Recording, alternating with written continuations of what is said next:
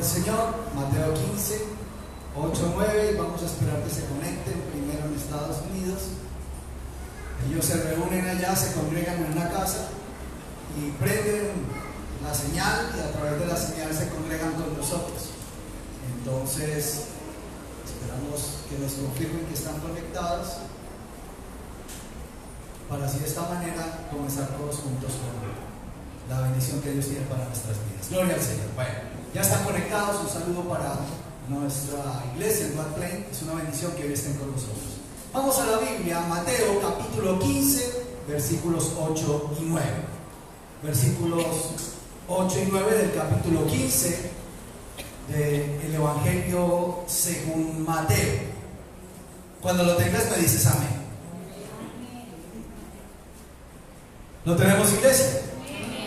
Amén. Leo a favor de ustedes en el nombre del Padre, en el nombre del Hijo y en el nombre del Espíritu Santo. Este pueblo me honra con sus labios, pero su corazón está lejos de mí. En vano me adoran, sus enseñanzas no son más que reglas humanas. Este pueblo me honra con labios, pero su corazón está lejos de mí. En vano me adoran, sus enseñanzas no son más que reglas humanas. Señor Dios de gloria, queremos darte gracias, poderoso Rey, por esta tu palabra. Y pedimos, maravilloso Dios, que sea eso, tu palabra y nada más. Que sea palabra de vida eterna, que sea palabra que nos edifique, que sea palabra que nos sustente, que sea palabra, poderoso Dios, que nos anime. Palabra, poderoso Rey, que nos ayude a ser los creyentes que tú quieres que seamos y que nos afirme nuestra fe. Que nos dé, Padre eterno y poderoso Dios, la capacidad de ser radicales y de movernos conforme a lo que dicen tus escrituras. Señor, háblanos tú, que no sea un hombre, que no sea su pensamiento ni su deseo, que seas tú, poderoso Dios, que tu Espíritu Santo nos convenza, nos redarguye y nos ayude, que sea tu presencia, maravilloso Dios, la que se conforme en nuestras vidas, y de esta manera podamos alcanzar la estatura del varón perfecto. Eterno y maravilloso Dios, te amamos, bendecimos y glorificamos, porque tú eres Dios, Rey y Señor, por los siglos de los siglos. Amén, amén y amén. Encontramos a Mateo capítulo 15 narrándonos entonces unas palabras del Señor Jesús, y lo que nos está hablando es como está repitiendo una palabra profética del profeta Isaías. Está dentro de un contexto, y el contexto es hablar de lo impuro y lo puro. Vienen unos fariseos, lo están retando, y entonces empieza a hablar sobre lo que es puro y lo que es impuro, y recuerda la palabra del profeta Isaías. Dijo, el profeta dijo, este pueblo me honra con labios, pero su corazón está lejos de mí. Dios es el que está diciendo, mira, hay mucha gente que me dice, Dios, te amo, te glorifico, Dios es extraordinario, que no saben sino palabras religiosas de sus bocas, pero que es en vano lo que dicen, es en vano su adoración, es en vano su petición, porque sus enseñanzas están basadas, o su forma de vivir está basada en conceptos humanos. La iglesia de hoy pasa la misma situación que nos narra el Evangelio de Marcos. Muchos de las personas que asisten a la iglesia honran a Dios de labios, pero no tienen una vida consagrada a Dios. A Dios no le interesa tanto lo que aparentas, a Dios le interesa lo que eres. La palabra del Señor está enfatizada más en quién eres tú y en cómo tú te mueves. A Dios le interesa cuando me mira a mí, quién soy yo, qué hago yo, cómo manifiesto mi cristianismo. No le interesa lo que yo piense de las demás personas. Yo debo preocuparme como creyente por mi vida espiritual. Como creyente debo preocuparme por dar testimonio en mis acciones, en mis pensamientos, en mis palabras, en mis emociones, en mis actos, de que soy hijo de Dios.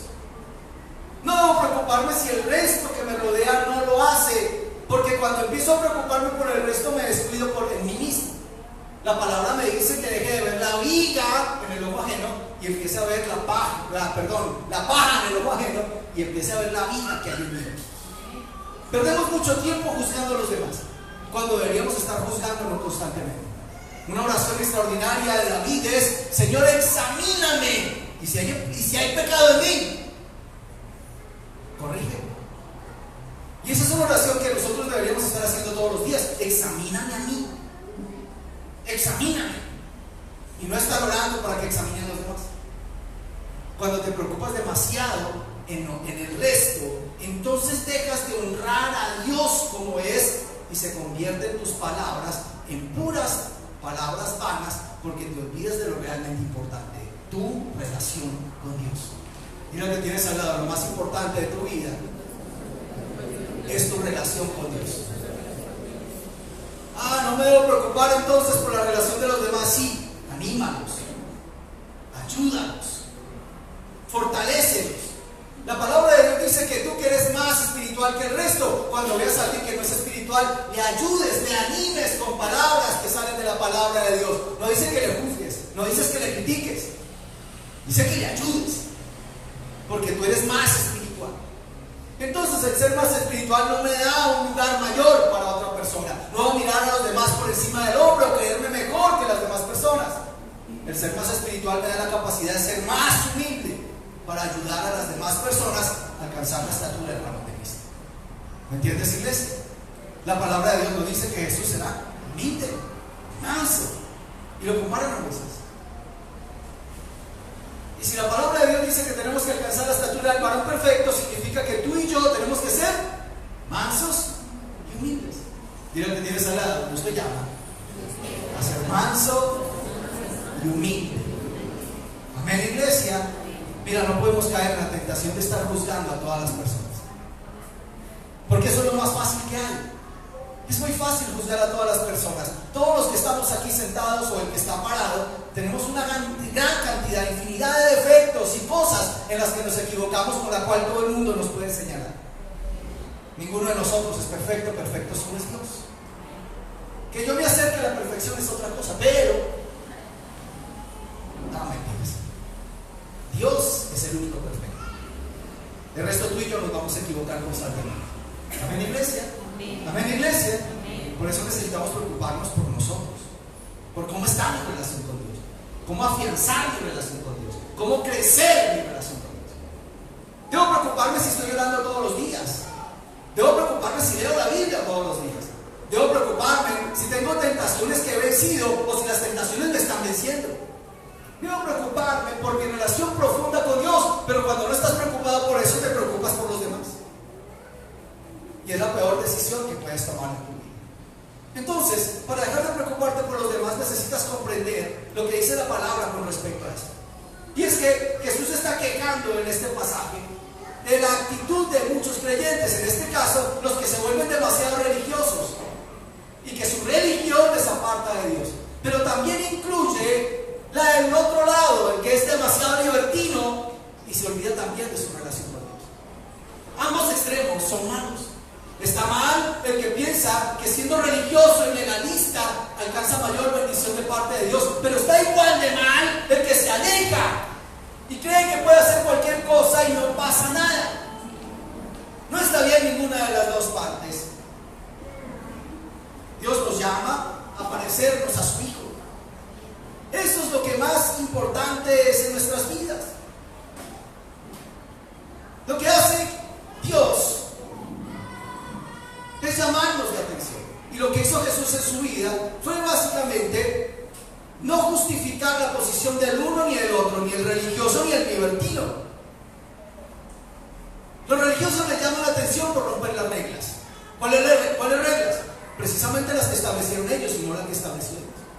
Entonces vemos a maestros y fariseos criticándolo por romper tradiciones como comer con los pecadores.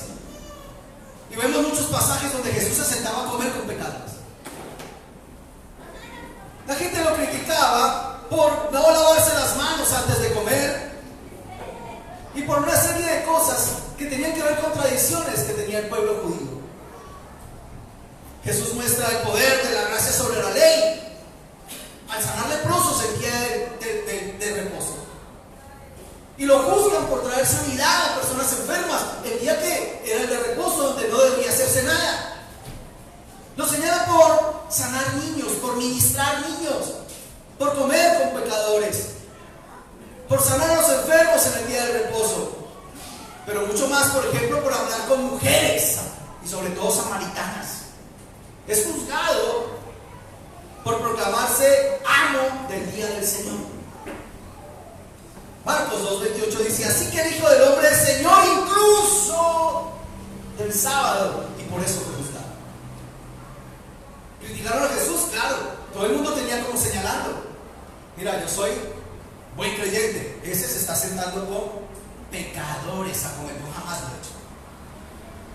¿Ustedes cómo le van a creer a Jesús? Si mire, ministrando a niños, ¿a quién se le ocurre?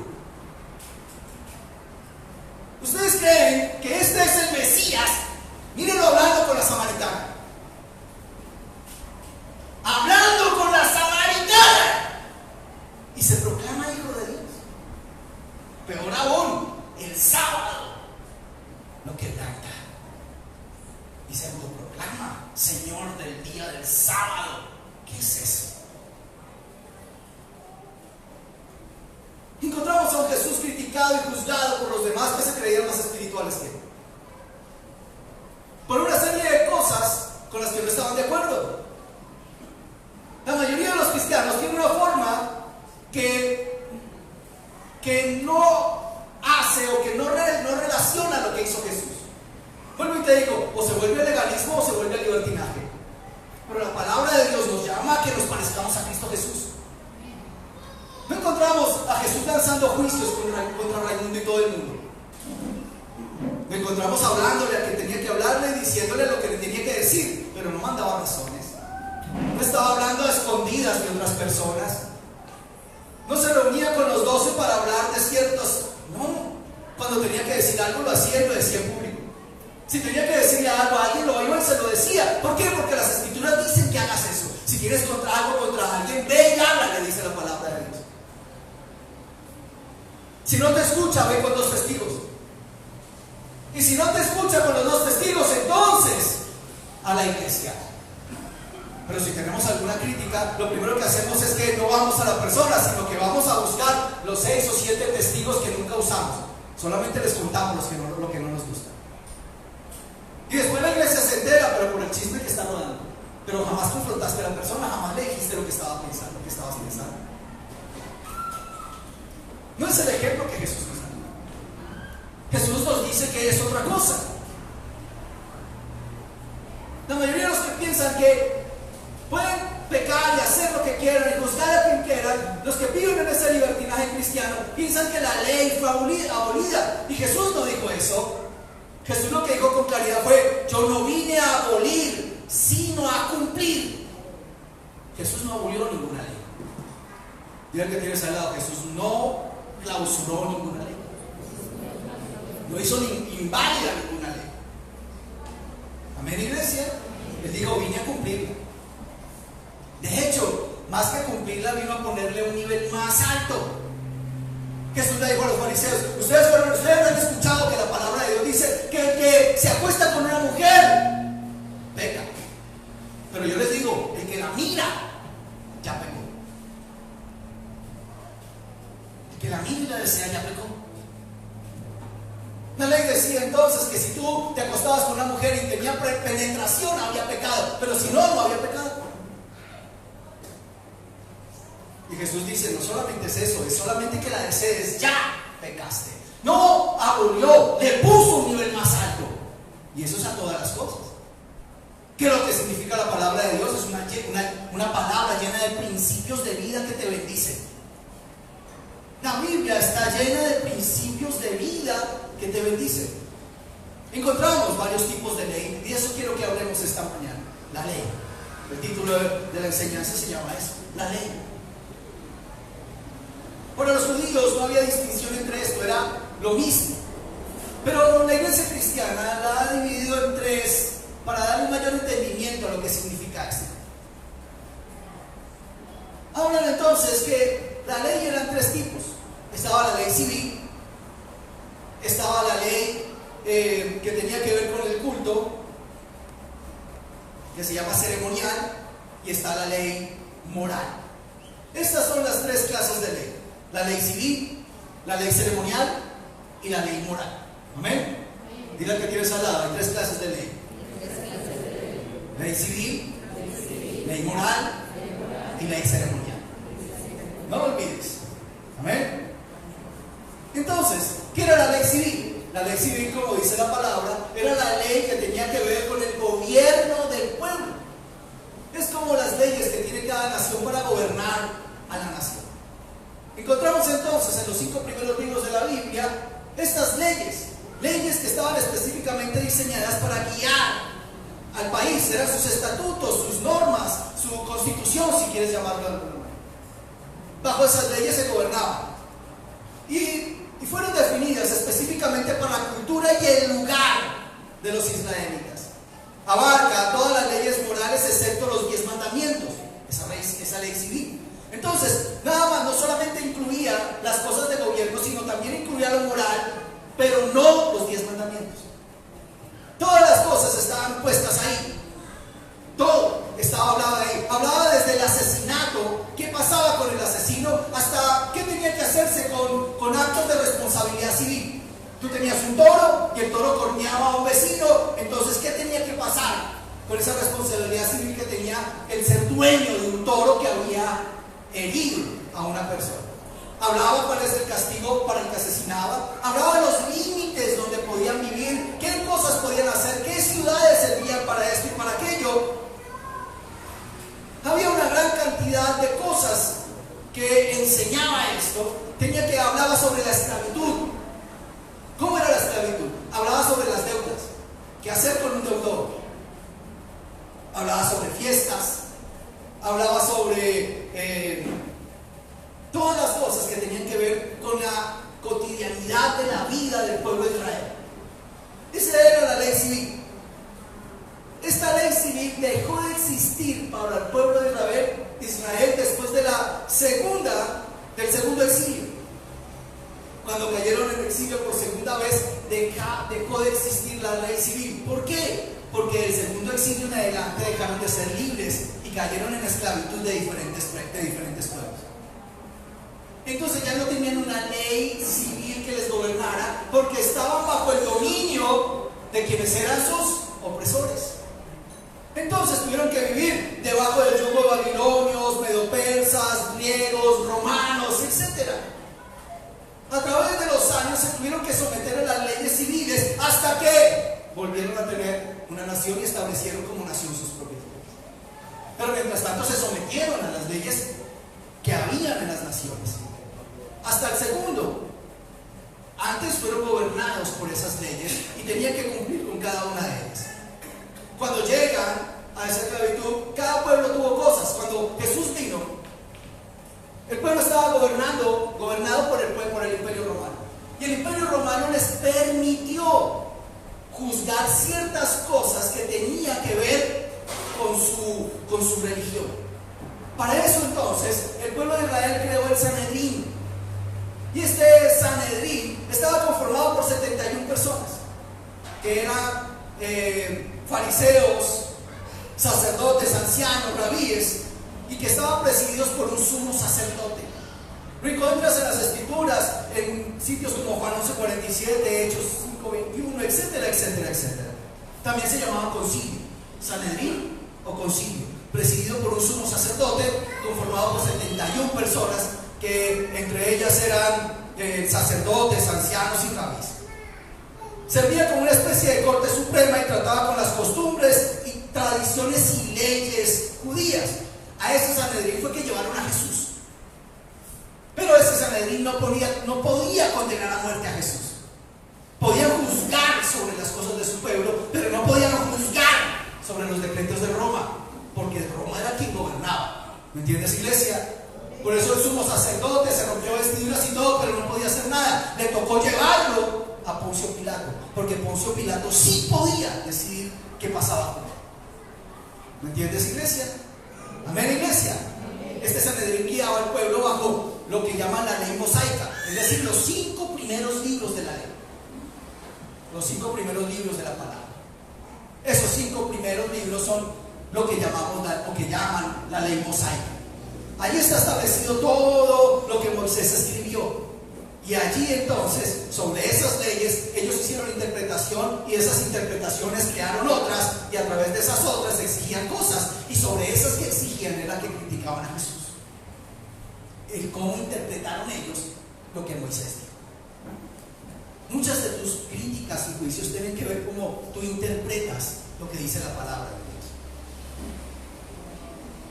Cuando necesitamos hacer lo que Jesús nos dijo, y es encargarnos de lo que nosotros creemos y empezar a hacer.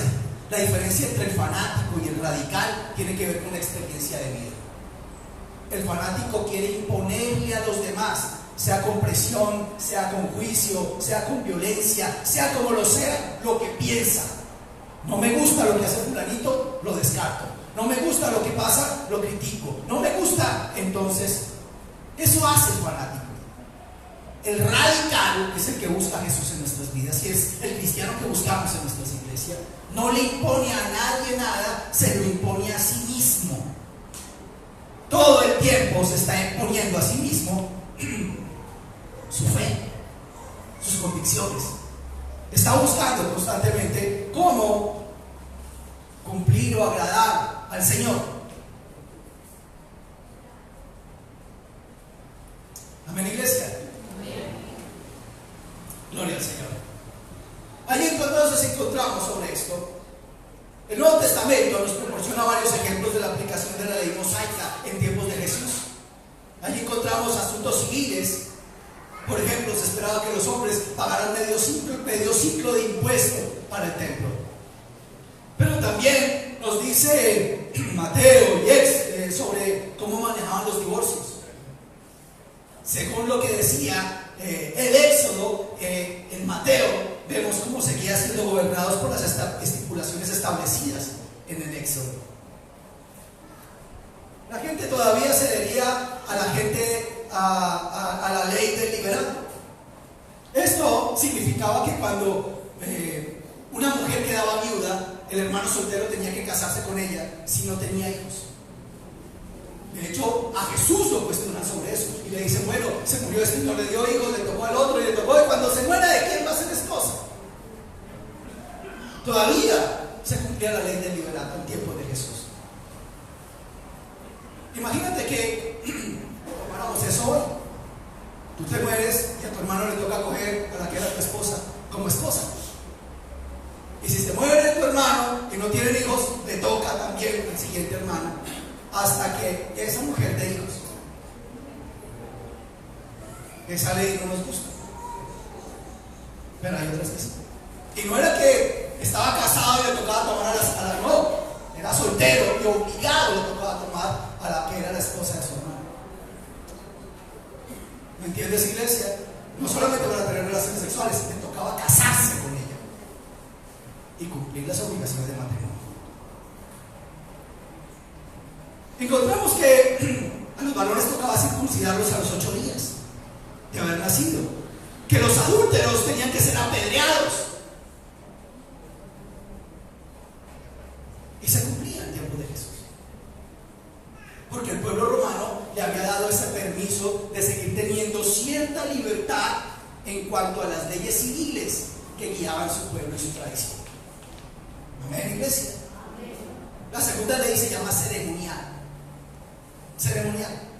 Y esta ley estaba relacionada con las ceremonias del culto, la santidad, la limpieza, lo que tenía que ver con los animales limpios, los impuros, las ofrendas, los sacrificios, etcétera, etcétera.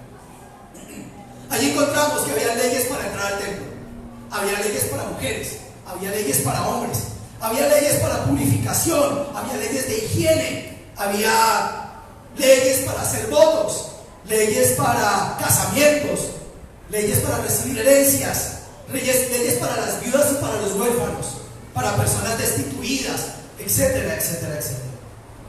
Encontramos una gran cantidad de leyes que se llaman ceremoniales, que se denominan huki o shugah en el hebreo, que significa literalmente la costumbre de la nación.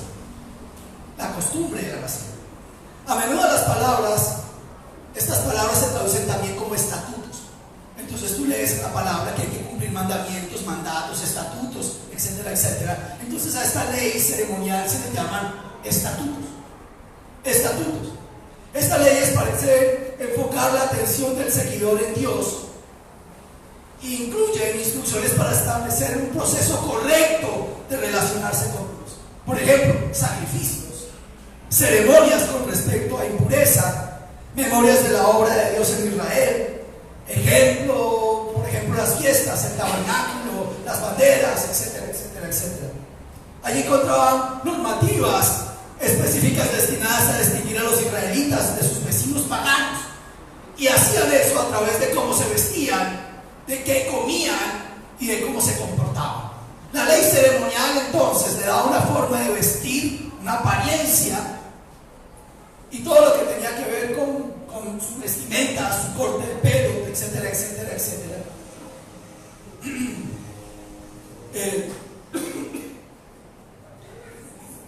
¿Qué comían? La restricción dietética, había alimentos puros y alimentos que no eran sanos, y eso tenía el objeto de distinguirlos del pueblo que no era el pueblo de Israel. Todas estas cosas apuntaban hacia lo que iba a ser el Mesías.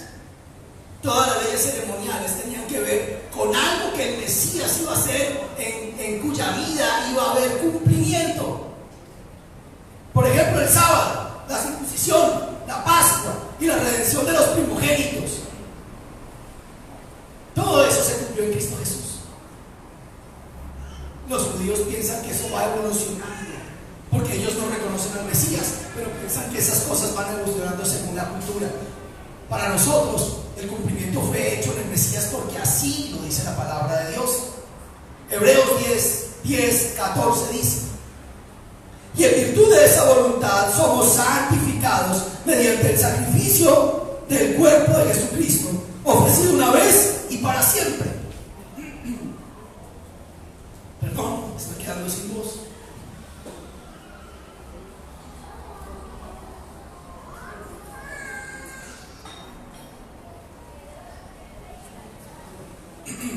El sacrificio del cuerpo de Jesucristo ofrecido una vez y para siempre. Todo sacerdote celebra el culto día tras día, ofreciendo repetidas veces los mismos sacrificios.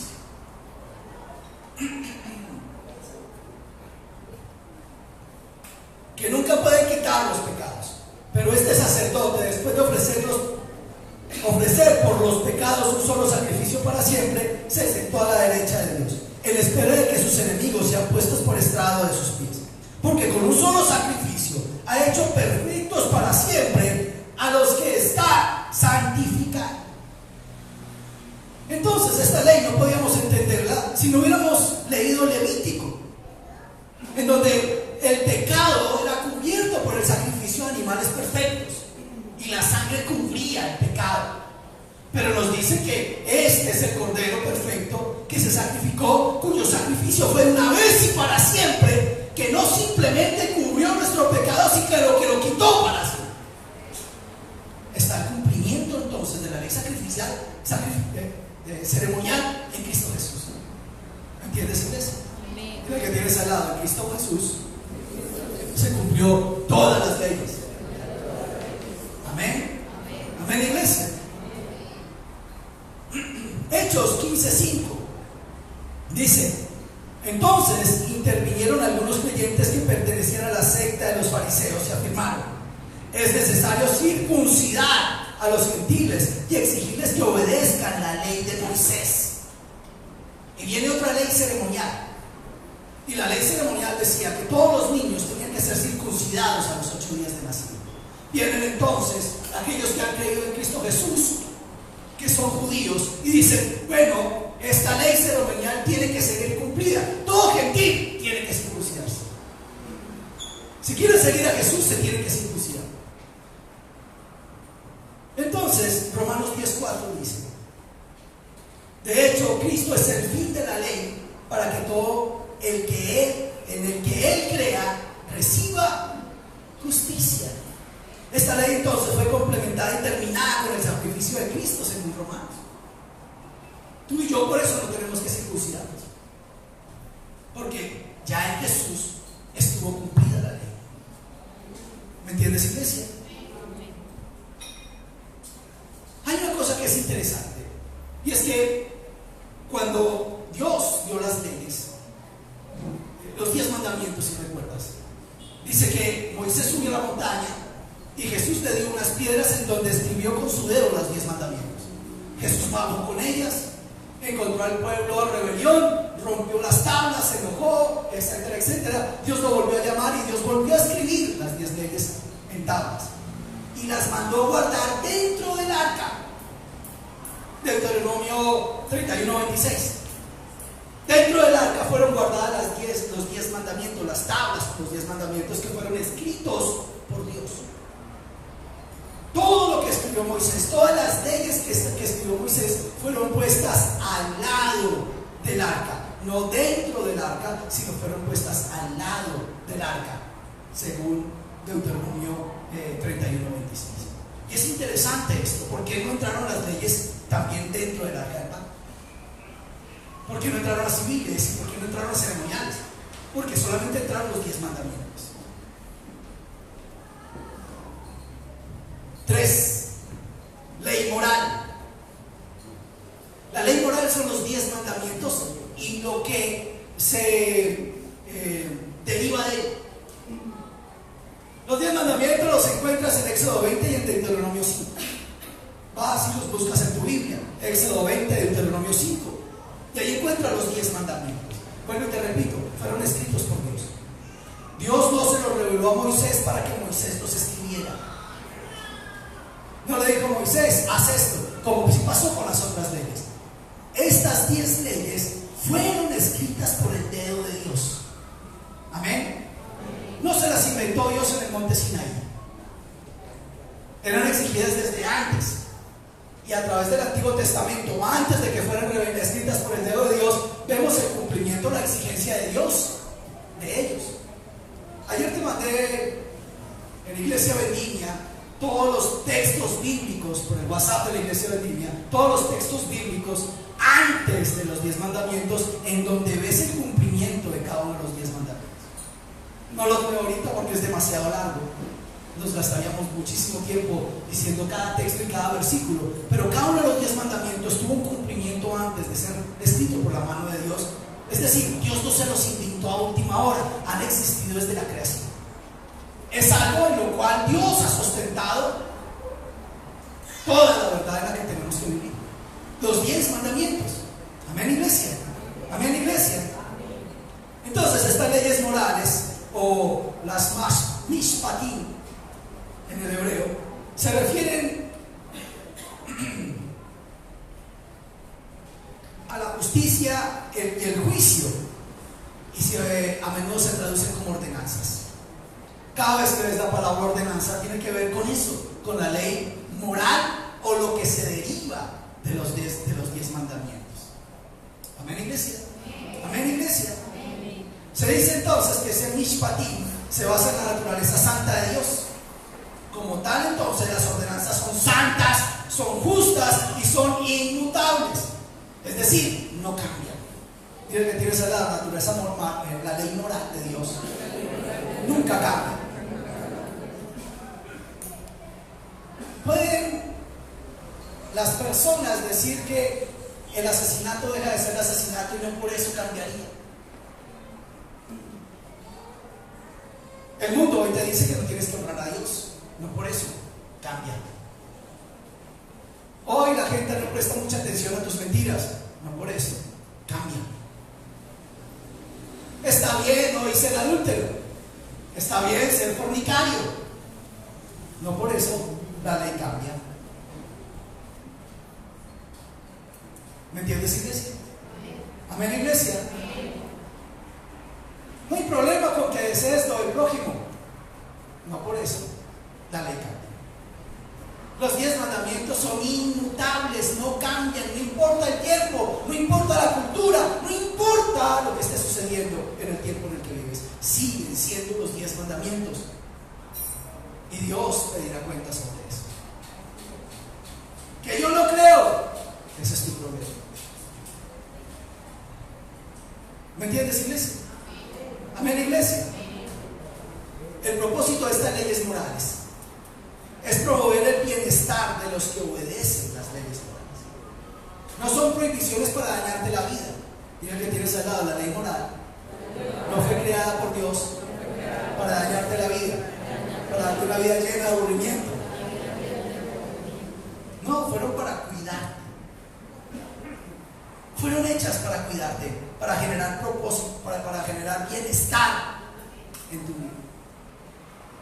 cuando Jesús dice quien me ama, se está refiriendo a estas leyes morales. Dice, el que me ama no es el que dice que me ama. Esos hay muchos. El que me ama es el que cumple con la ley moral, con el que cumple las escrituras, con el que hace de esas escrituras una verdad. Eso es lo que dice Jesús. Jesús entonces dice, y el que me ama a mí, no porque lo dice su boca, sino porque su vida lo refleja, es amado, ¿por quién? Por el Padre. Y entonces él y yo habitaremos en esa persona. ¿Me entiendes, iglesia? ¿Me entiendes, iglesia? Entonces, el valor de las leyes se considera evidente sencillamente porque están en la razón y están en el sentido común. Son leyes en las que se mueve el mundo entero, porque desde el principio han existido. La ley moral comprende reglamentos sobre justicia, sobre respeto, sobre conducta sexual, todos desprendidos de los 10 mandamientos. También incluye sanciones por no obedecer las ordenanzas. La ley moral no lleva a la gente hacia Cristo. No es esa ley la que le muestra a Cristo. Esa ley es la que me muestra a mí la necesidad de Cristo. La ley moral simplemente ilumina el estado caído de la humanidad. Cuando me confronto con los 10 mandamientos y lo que desemboca de él, me confronta a mí mismo y sobre la necesidad que tengo de Dios. No son los mandamientos lo que me hacen libre, es Cristo quien me hace libre. Amén, iglesia. Entonces tú me dirás, bueno, pero entonces Cristo murió y dice que nos liberó de la maldición de la ley. Es decir, ninguna ley cae sobre nosotros. No, lo que nos está diciendo la Escritura no es eso. Lo que está diciendo es que no cumplir la maldición, la ley genera una maldición. Amén, iglesia. Amén, iglesia. No cumplir la ley genera una maldición. Es de esa maldición que genera el no cumplimiento la que nos ha librado Dios. ¿Cuál? La paga del pecado es muerte. Muerte. ¿Me entiendes, iglesia? No quiere decir que ya no estamos sujetos a la ley. Quiere decir que fuimos liberados de la maldición que produce el no cumplir la ley. Amén. Amén, iglesia. La ley moral es diferente a la civil y a la ceremonial. Según Romanos 2, versículo 1-15, dice: por tanto, no tienes excusa tú, quien quiera que seas, cuando juzgas a los demás, pues al juzgar a otros te condenas a ti mismo, ya que practicas las mismas cosas. Ahora, bien, sabemos que el juicio de Dios contra los que practican tales cosas se basa en la verdad. ¿Piensas entonces que vas a escapar del juicio de Dios tú que juzgas a otro y sin embargo haces lo mismo que ellos? ¿No ves que desprecias las riquezas de la bondad de Dios, de su tolerancia y de su paciencia, al no reconocer que su bondad quiere llevarte al arrepentimiento? Pero por tu obstinación y por tu corazón empedernido, sigues acumulando castigo contra ti mismo para el día de la ira, cuando Dios revelará su justo juicio. Porque Dios pagará a cada uno según lo que merezcan sus obras. Él dará vida eterna a los que, perseverando en las buenas obras, buscan gloria, honor e inmortalidad. Pero los que por egoísmo rechazan la verdad para aferrarse a la maldad recibirán el gran castigo de Dios. Habrá sufrimiento y angustia para todos los que hacen el mal, los judíos primeramente y también los gentiles, pero gloria, honor y paz para todos los que hacen el bien, los judíos primeramente, también los gentiles. Porque con Dios no hay favoritismos. Todos los que han pecado sin conocer la ley también perecerán sin la ley, y todos los que han pecado conociendo la ley, por la ley serán juzgados. Porque Dios no considera justos a los que oyen la ley, sino a los que la cumplen. De hecho, cuando los gentiles que no tienen la ley cumplen por la naturaleza lo que la ley exige, ellos son ley para sí mismos, aunque no tengan la ley. Estos muestran que llevan escritos en el corazón lo que la ley exige, como lo atestigua su conciencia, pues sus propios pensamientos algunas veces los acusan y otras veces los excusan. Mira lo que está diciendo el apóstol Pablo. Es muy interesante, porque la primera cosa que dice sobre esto de la ley tiene que ver con nuestra propia posición en cuanto a quiénes somos y quiénes son los demás. En estos días he estado escuchando una gran cantidad de controversias sobre si la salvación se pierde o no se pierde. Y entonces escuchaba al pastor Agustín diciendo que no se perdía, y por ahí otro evangelista que llaman Gary no sé qué, es bastante controversial, que sí se pierde, y entonces el rifirrafa y esto y aquello. Pero si me preguntas a mí, yo creo que ni se pierde ni no se pierde. Ni hay la posibilidad de que pierdas, ni hay la posibilidad de que no la pierdas. La verdad es que la salvación se tiene y nada más. La cosa es que si tú eres salvo, eres salvo. Y si eres salvo, según lo que acabamos de leer, tienes una vida que demuestra que eres salvo. ¿Por qué? Porque la salvación te convence sobre ello. Dice que la conciencia te habla. La palabra de Dios dice que cuando aceptas genuinamente a Cristo Jesús, tú empiezas a cambiar. Hay una cosa que se llama regeneración. Y empiezas a amar lo que ama Dios y a odiar lo que odia Dios. Entonces tu vida cristiana va en crecimiento. No hay posibilidad que si eres salvo un día digas, ¿sabes qué? Ya me quiero volver al mundo. No, a mí esto del cristianismo no me convence. Yo la verdad ya decidí que Dios a mi manera lo puedo seguir. No eres salvo.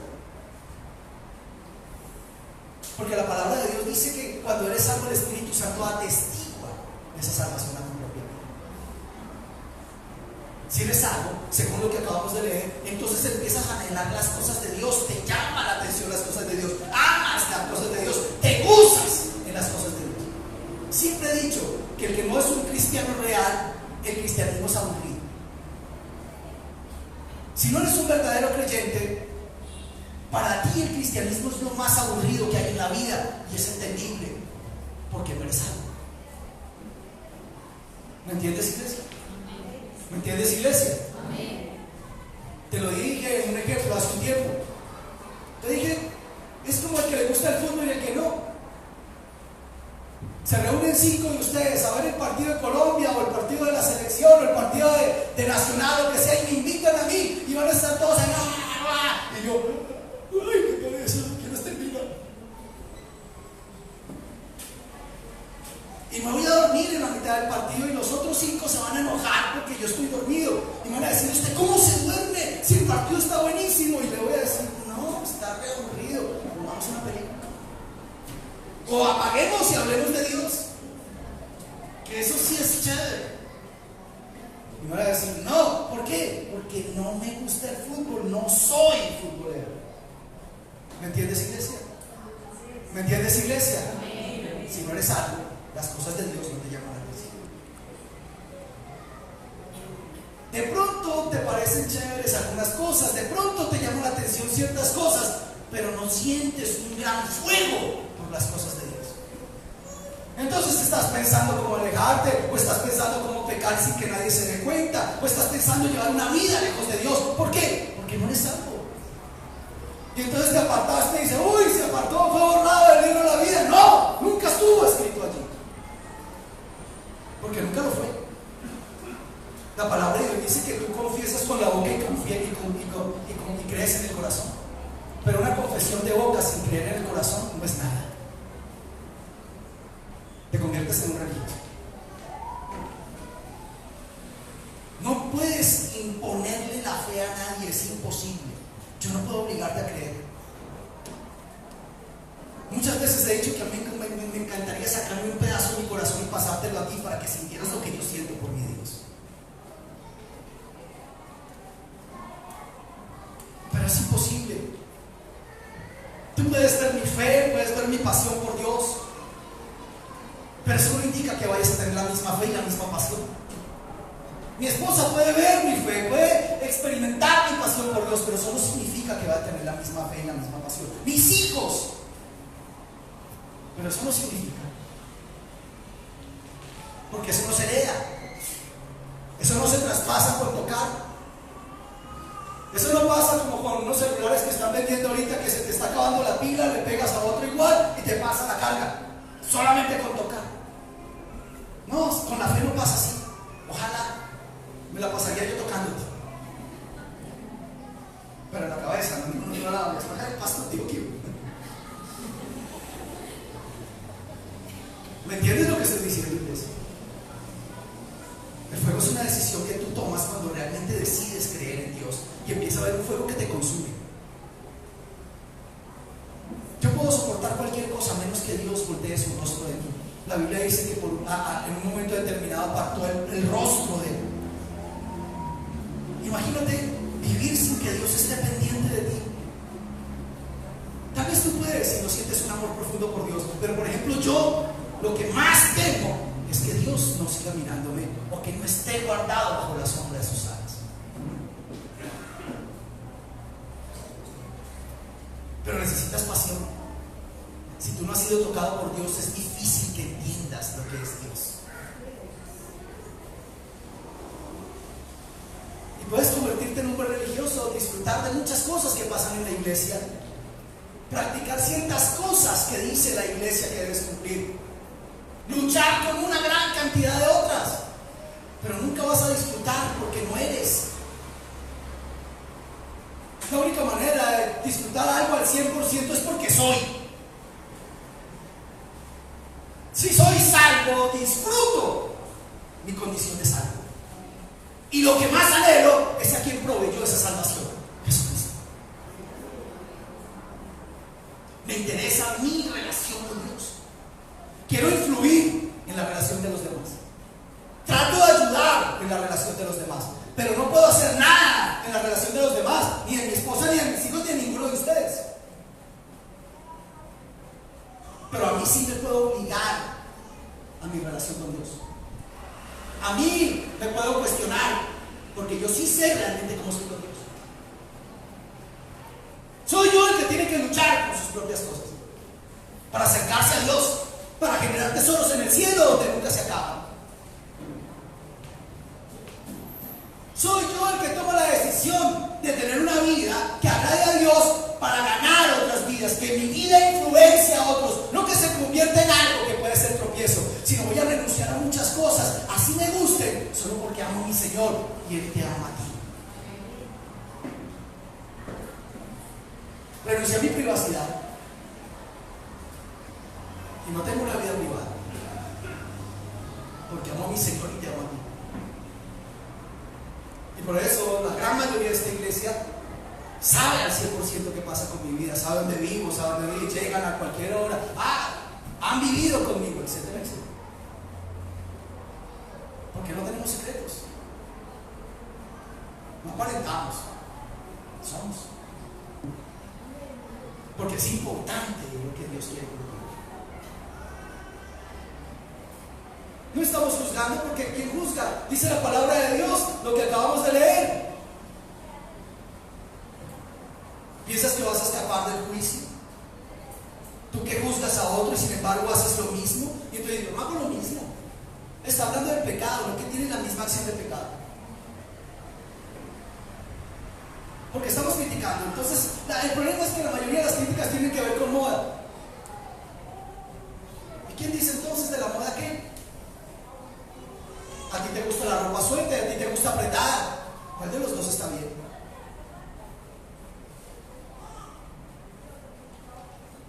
Entonces la falda larga es la justa.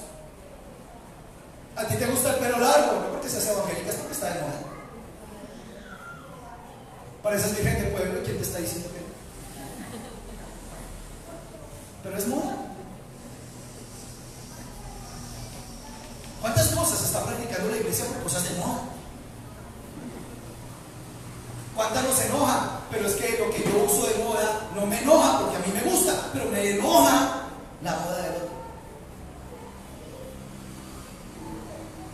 Entonces, ¿cuál de los dos está bien? ¿El que usa el pelo corto, el que usa el pelo largo? ¿El que usa la ropa suelta, el que la usa apretada? ¿El que se tiñe, el que no se tiñe?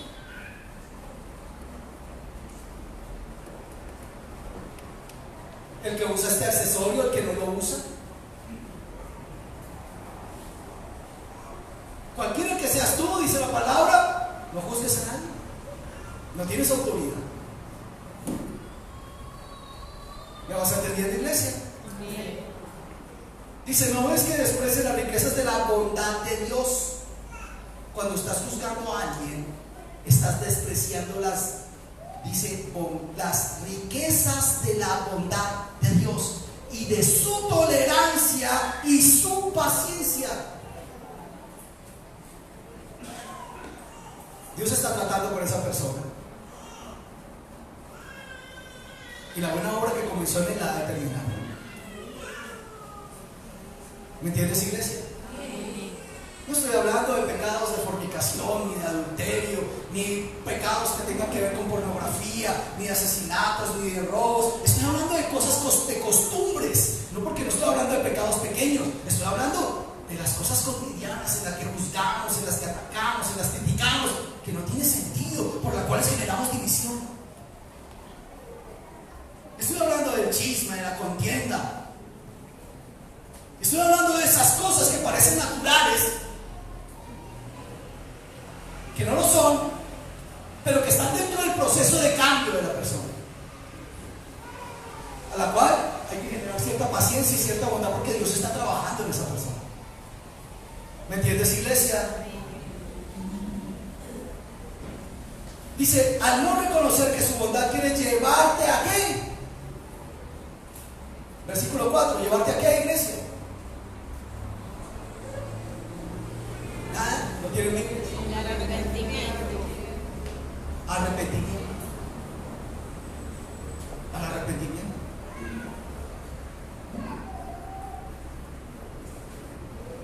Llevarte al arrepentimiento. Ni tú ni yo somos perfectos, pero estamos en un proceso. ¿Me entiendes, iglesia? Dice 5, pero tu obstinación, por tu obstinación y por tu corazón empedernido, sigues acumulando castigo contra ti para el día de la ira, cuando Dios revelará su justo juicio. Mira, hay una gran cantidad de cosas que la Biblia no establece si sí o si no. ¿Es pecado ir a fútbol? ¿Es pecado ser hincha del Nacional? Los del rojo dirán que sí. Y los del rojo y los del verde dirán que es pecado ser del rojo. ¿Es pecado esto o aquello? No está establecido. Muchas cosas no están establecidas. La mayor cantidad de cosas culturales no están establecidas. No hay un concepto directo de las escrituras con respecto a eso. Pero no quiere decir que no todo tenga una manera de vivirse de acuerdo a lo que dice la palabra de Dios. Porque la palabra de Dios nos da dirección con respecto a eso. Dios nos dice, es pecado ir a una discoteca. La Biblia no dice, no irás a una discoteca. ¿Y entonces qué hacemos? ¿Es pecado bailar? ¿Es pecado fumar?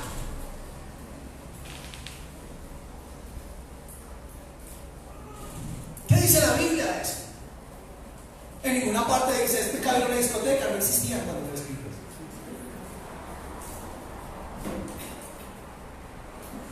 ¿Es pecado fumar? No existían los cigarrillos como tal en la época, aunque sí fumaban de diferentes cosas.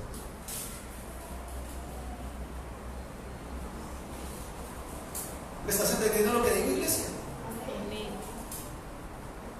¿Es pecado jugar? ¿Es pecado entrar a un casino? ¿Meterme a un billar? ¿Es pecado clavarme el celular 24 horas? ¿Es pecado estar chateando, estar esclavo de las redes sociales? ¿Es pecado esas cosas? ¿Qué dice la Biblia con respecto a eso?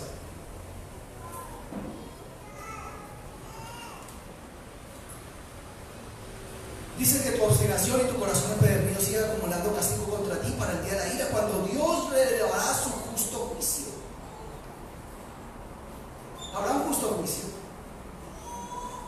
La palabra de Dios dice que no todo te edifica y que no todo te conviene. Entonces significa que yo tengo que buscar lo que me edifique y lo que me conviene, y lo que no me edifique y lo que no me conviene de acuerdo a lo que dice la Biblia, no de acuerdo a lo que yo pienso. Lo debo hacer o no hacer. Pero también dice que hay cosas que tal vez puedas hacer, pero no convienen porque vas a ser de piedra de tropiezo para otras personas. Tomas la decisión. Pero igual, si tomas la decisión igual que equivocada, no puede nadie juzgarte sobre eso.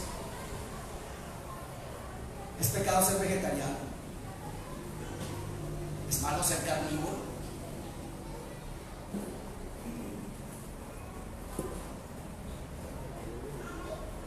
Porque Dios pagará a cada uno según lo que merezcan sus obras. Él dará vida eterna a los que perseverando en las buenas obras buscan. Mira que tienes al lado, hay que buscar la gloria, el honor y la inmortalidad. Pero los que por egoísmo rechazan la verdad para aferrarse a la maldad recibirán el gran castigo de Dios. Habrá sufrimiento y angustia para los que hacen el mal, los judíos primeramente y también los gentiles. Es decir, lo que no se quedará sin paga lo que hiciste en esta vida. Tendrá una eternidad para sufrir y para experimentar angustia.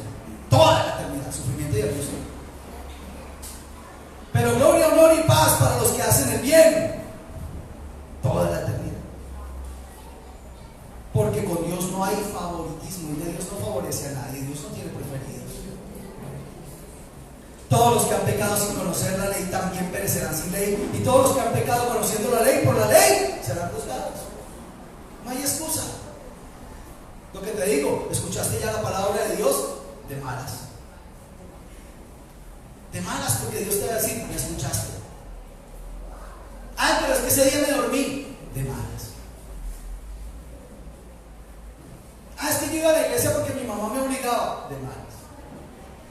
Si ve mal lo que está diciendo el pastor, por culpa suya, entonces no le gracias a su mamá o a su papá que lo trajeron a escuchar la palabra. Porque por lo menos tenés la oportunidad de arrepentirte. Pero el que nunca ha escuchado la palabra de Dios, la oportunidad que tiene de salvarse es mínima. ¿Entiendes, iglesia? Porque Dios no considera justos a los que oyen la ley, sino a los que la cumplen. Los que la cumplen. Amén, iglesia. Dice que la llevamos escrita en el corazón. Entonces el que es salvo lleva la ley de Dios escrita en su corazón. Tiene una relación tan profunda con Dios que dice que su misma conciencia atestigua y sus propios pensamientos lo acusan. Entonces, si tu conciencia y tus pensamientos te están diciendo que lo que estás haciendo no está bien, no lo hagas. No te justifiques en la moda, no te justifiques en las demás personas, no te justifiques en, es que yo vi, entonces yo voy a hacer. Es que el pastor, es que la pastora, es que el fulanito, el líder, es que este o es que aquel. Entonces, si él lo hace o ella lo hace, yo también. No, eso no te va a justificar delante del Señor. No va a llegar de Señor, sobre eso no me puede juzgar. Porque el pastor Julio también lo hacía. Por eso el pastor está allá donde está, mire. Y usted se va detrás. Porque a ti no te justifican los actos de los demás, te justifica uno la palabra de Dios. ¿Me entiendes lo que estoy diciendo, iglesia?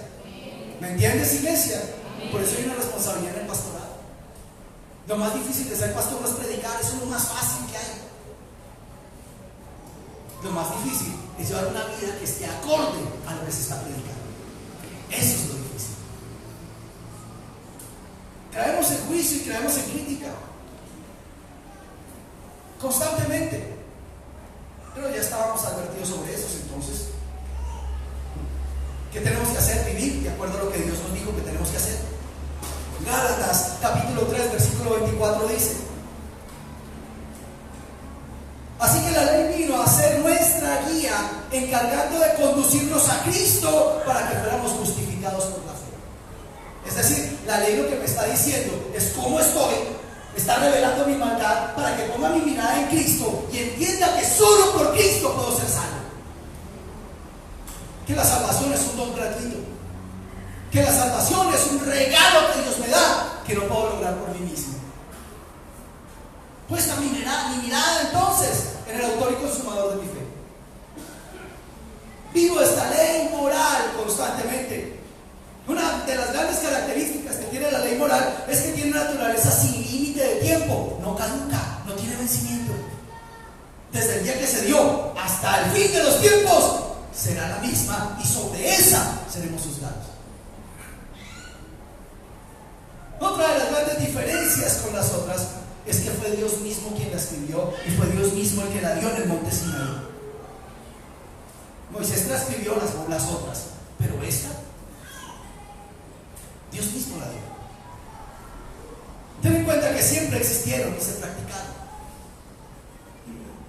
No importa el tiempo, desde el inicio se practicaron los 10 mandamientos y lo que se deriva de ello, y se juzgó sobre lo mismo. No había nada escrito sobre no matar, pero Dios juzgó a Caín por matar a su hermano. ¿Me entiendes, iglesia? ¿Me entiendes, iglesia?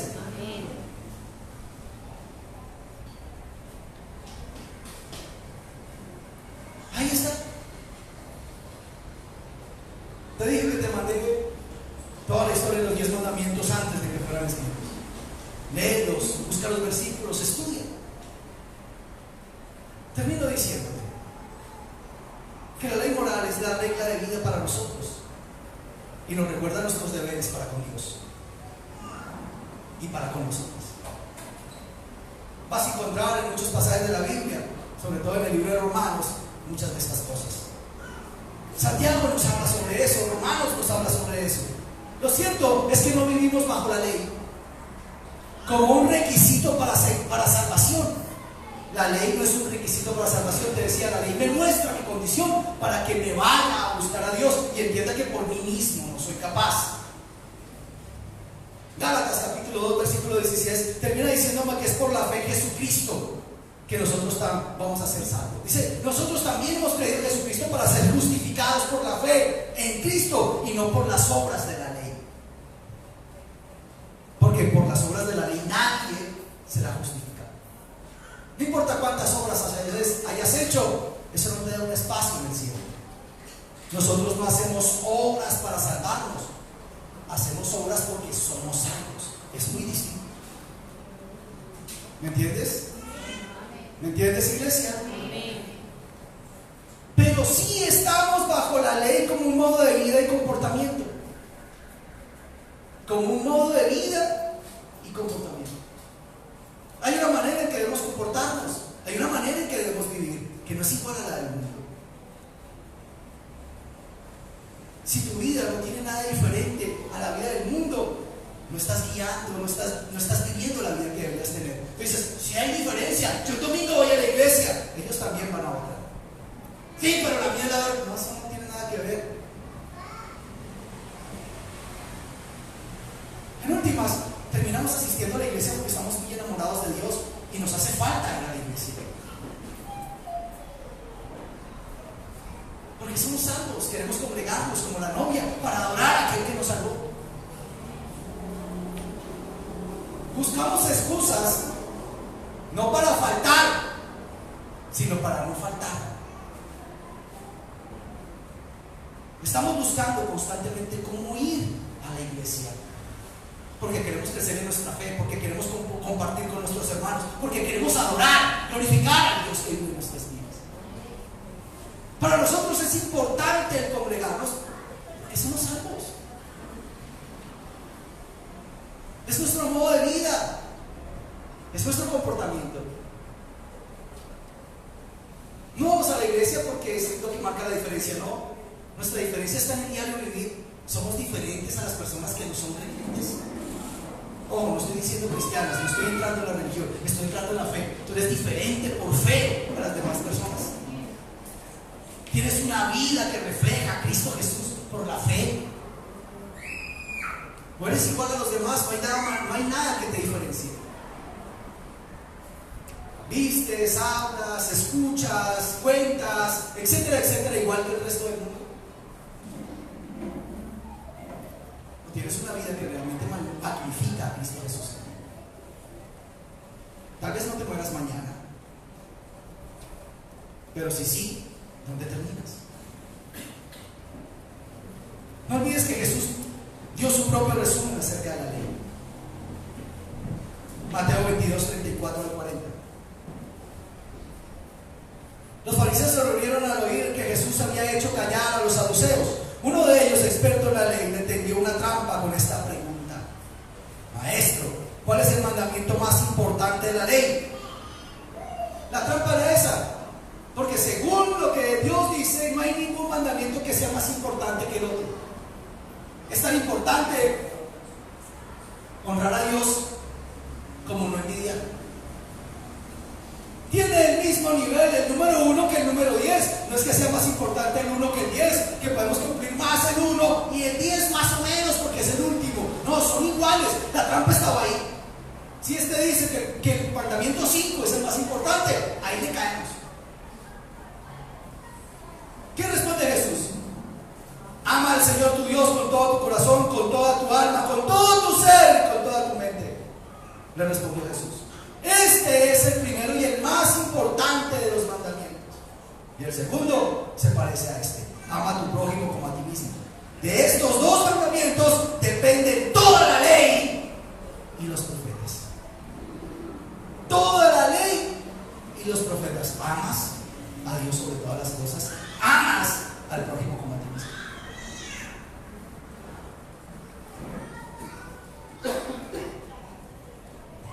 Esa es la pregunta. Nada de estas cosas fueron inventadas. Jesús estaba refiriendo al Antiguo Testamento. Cada vez que Jesús hablaba sobre algo que le preguntaban, se refería al Antiguo Testamento. Y cuando se refería al Antiguo Testamento, estaba dando su aprobación a lo que allí estaba escrito. Estaba dándole autenticidad a las Escrituras. Es tiempo que tú y yo empecemos a buscar la manera de parecernos a Cristo Jesús. Es tiempo de que empecemos a ser mansos y humildes. Es tiempo de que empecemos a preocuparnos nosotros por agradar a Dios. Es tiempo de que empecemos a preocuparnos por ayudar a los demás, por amar a los demás. Es el momento de ser la iglesia de Cristo. Pongámonos de pie, vamos a orar.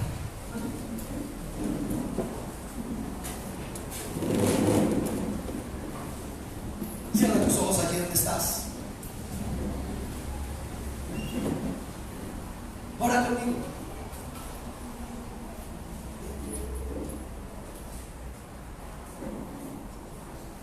Dile: Señor Dios, estamos aquí esta mañana y estamos creyendo, poderoso Dios, que como tú no hay nadie. Y queremos, maravilloso Rey, que seas bendiciendo nuestras vidas conforme a lo que tú nos has dicho, y que tu palabra hoy en nosotros sea sí y sea amén. Que hoy tu palabra traiga un cambio de vida a nuestras vidas. Que hoy tu palabra traiga convicción a nuestro ser. Espíritu Santo, te necesitamos en este momento. Queremos que nos convenzas y que nos redargullas. Que no siempre nos seamos esta mañana meramente oidores, sino que nos convirtamos en hacedores de tu palabra. Tu palabra, poderoso Dios, no nos llamó a ser jueces, sino a ser radicales. Y queremos ser los radicales que tú dices que debemos ser. Queremos empezar a vivir nuestra vida como tú dices que debemos vivirla, y ser los creyentes que tú nos estás llamando a ser. Ahora mismo, poderoso Dios, suplicamos tu presencia en nuestras vidas. Y te pedimos, poderoso Dios, que nos des las fuerzas de ser los creyentes que tú quieres que seamos. Obra, poderoso Dios, para que podamos ayudar a todos a crecer en su fe. Que podamos ayudar a otros a alcanzar la estatura del varón perfecto. oramos, poderoso Dios, conforme a lo que dice tu escritura. Y veamos cómo tu palabra nos dice sí y dice amén, para gloria de tu nombre. Eterno y poderoso Dios, amamos y bendecimos tu nombre y glorificamos tu nombre, porque tú eres Dios, Rey y Señor, por los siglos de los siglos. Amén, amén y amén. Dale un fuerte aplauso al Señor.